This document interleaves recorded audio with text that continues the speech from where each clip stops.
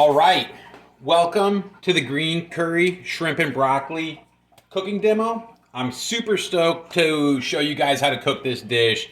It's one of my favorites. It's full of bright flavors. It's full of healthy antioxidants, healthy fats, proteins. It's such a complete dish that's not only satisfying for me to eat, it's super nutritious. It's one I cook on a regular basis once a month, or variations on it. And so I really hope you enjoy it. I hope you give it a try.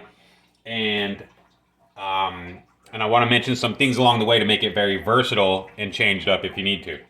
So the first thing we're going to do here is I'm going to start my rice.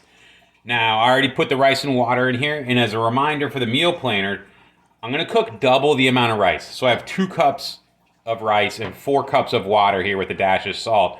And that's because on tomorrow's meal plan, we're using the leftover cooked rice to make a 15-minute dinner, 15-minute fried rice, which again is another staple. Very excited to show you that one too, to just show you how quick and easy healthy cooking really can be. And we don't have to worry about fearing carbs, fearing fat, eating in an ultra-restrictive window, counting calories, and worrying about portion size. When we eat our whole food-based diet, we're going to lose weight naturally. We're going to help resolve all of those phantom health symptoms that I spoke about. All right, so we want to start the rice first because by the time the rice is done cooking, we're going to have this completely done here.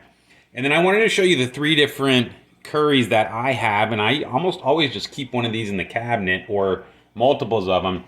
We got our red curry, we got our yellow curry, and we got our green curry. Now, I'm going to go with the green curry today, but if you like a little less spicy, go with a yellow curry.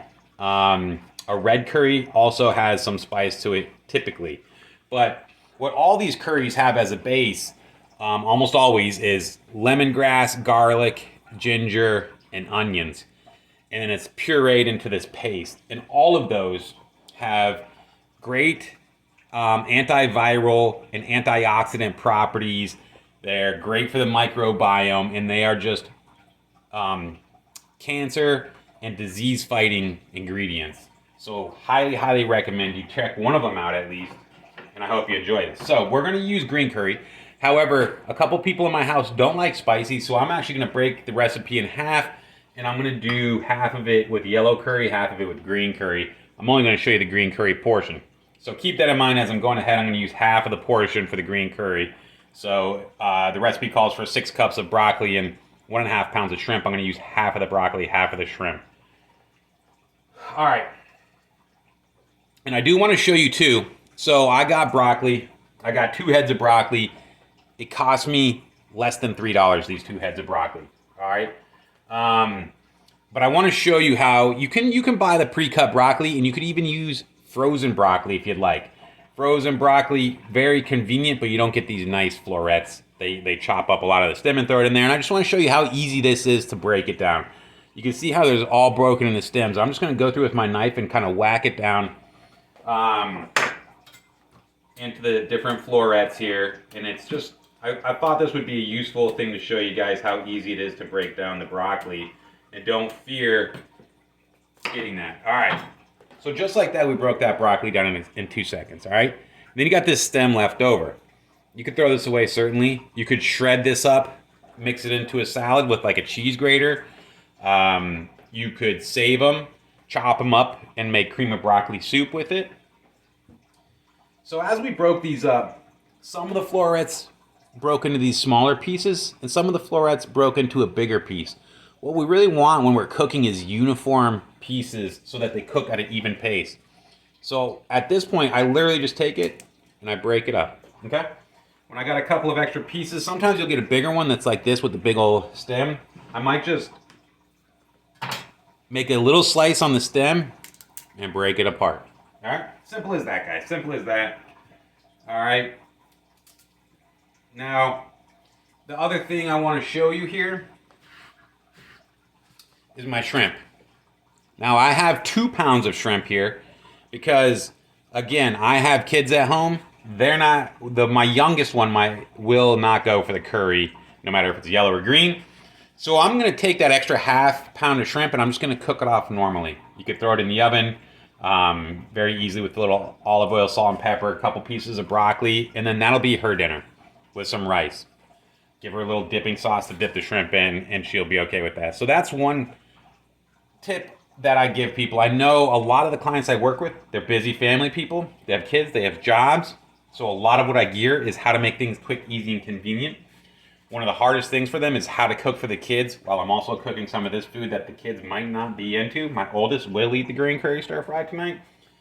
The youngest will not. So how do I do it? I just take some of the shrimp. I could do it in a separate saute pan, which is what I'm going to do. You could easily just pop it in the oven as you're doing this too. Now, I bought shrimp that was on sale. And so what it is it's smaller shrimp than I typically buy. Typically, you measure shrimp by how many are a pound. So these are 3140 shrimp, meaning 31 to 40 per pound. I usually like to go for a 1620 shrimp. That's nice, bigger, and plumper. The reason I mention this is because it's important about cooking time. So depending on what shrimp you bought, it's going to change when you add it to your saute pan so that it cooks evenly with the broccoli and after you add the coconut milk. So I have a smaller shrimp. I'm going to add it later in the cooking process, all right? Now, let's crank on the pan so it has a minute to really heat up. To add some of my olive oil in there. And while that's heating up, we're going to go ahead. We're going to break down our other head of broccoli. Even though, if you remember, I said I'm only going to use half of it for this one because I'm going to make a yellow curry stir fry as well. And I am going to save those broccoli stems and make a broccoli soup with it. Or what I might do is make a broccoli slaw with it to mix into the salad mix or a stir fry. All right. So our pan is heating up. Our rice is almost coming to a boil, so I'm just going to give that one stir. I always like to stir it once right before it boils and we cover it. As you can see, I'm waiting a minute for my pan to really heat up. With a dish like this, I want to start with a hot pan because as you add your broccoli, your shrimp, your coconut milk, it's going to drop the temperature of the pan significantly. And we want to keep that pan as hot as we can throughout this cooking process, or at least we want it to not get cold. You don't want to burn your oil here, but we want it to not get cold. So while that's heating up for one more second, I'm going to open up my green curry paste. If you're at the grocery store, most likely you're getting it in the jar, that Thai kitchen, but it's the same green curry paste. Fantastic. If I was doing all this shrimp, I would use the whole can. I'm going to use about half the can. I like it spicy. If you like it less spicy, just use less of the green curry paste. All right, rice is on there, 18 minutes, and we set the timer go. We drop her down to as low as we go. And I'm going to start with my broccoli. All right, you want to hear a little sizzle. Helps you know your pan is hot. All right. There's a good half of that. Your broccoli really will soak up some of your oil. Notice any big pieces, you can break them down. It's already in there. All right. So I'm just going to get the broccoli going a little bit, and then I'm going to add my shrimp. In the recipe that I put in the meal planner, it talks about adding the shrimp and the broccoli at the same time. That is because it's intended for more of like a 1620 shrimp that is a little bit bigger and will have a little bit of a longer cooking time. These 2130s or 3140s, whichever, I think they're 3140 shrimp, going to take a little bit longer to cook. A little bit longer, or a little bit quicker cook, sorry, not longer, quicker cook time. So I'm going to wait a minute. I'm just going to cook my broccoli for 1 minute here. Take the edge off of it just a little bit. And then I'm going to add my shrimp and I'm going to let them cook halfway. And then we're going to add the green curry paste. And then we're going to add the coconut milk. Let's see here. All right. If you have bigger shrimp, you can add them in at the same time.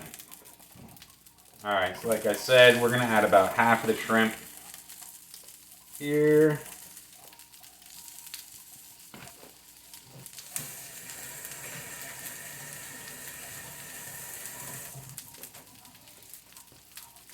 And then what I'm also going to do is I'm going to add my green curry paste right now while I'm kind of cooking off my shrimp. If I had larger shrimp, I would wait a minute to add that green curry paste. But I do like to toast the green curry paste with my shrimp and veggies just a little bit. It really helps release the aromatics in that green curry paste and your spices, your garlic, your ginger. I just like to give it a little taste of the heat before I add the coconut milk. It'll also help it kind of distribute a little bit more evenly for you. All right. So 3 cups of coconut milk is what the recipe calls for. So for mine, that I'm doing a half batch, it's only 1.5 cups, which is exactly 1 can. Most of your standard cans here are 12 fluid ounces. This one's 13.5 fluid ounces, so they're around that. That's about 1.5 cups. Doesn't have to be exact.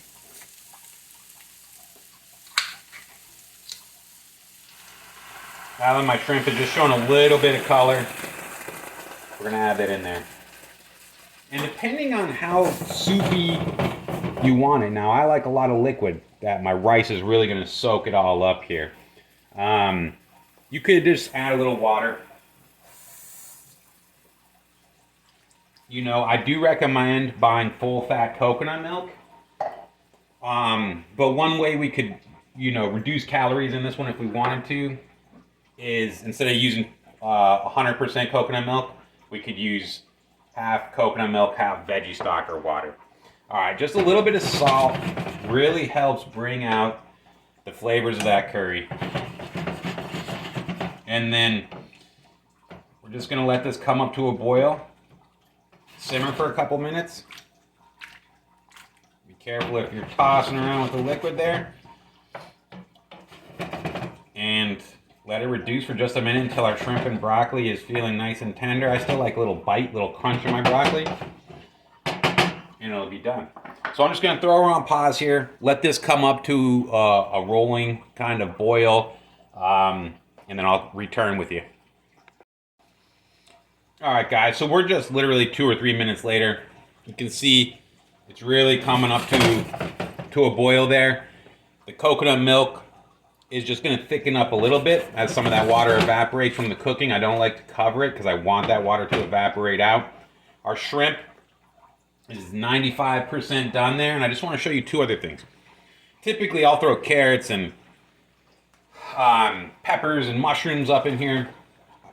Just use leftover veggies, right? Like if you want to beef it up a little bit. I still have spinach left over from last week, which will start to wilt on you a little bit, but is perfect for this kind of application.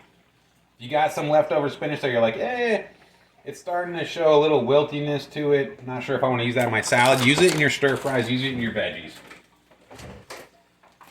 I always keep cherry tomatoes in my fridge. I use them for different items. We used them on a menu item last week. We can use them in our salads.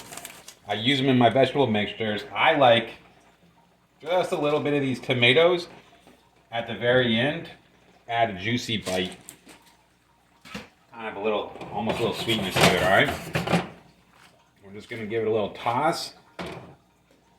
Let that spinach completely wilt down. And look, we still have 10 minutes left on our rice. So this dish is done. It's beautiful. Beautiful dish here. So healthy. Pour this over rice.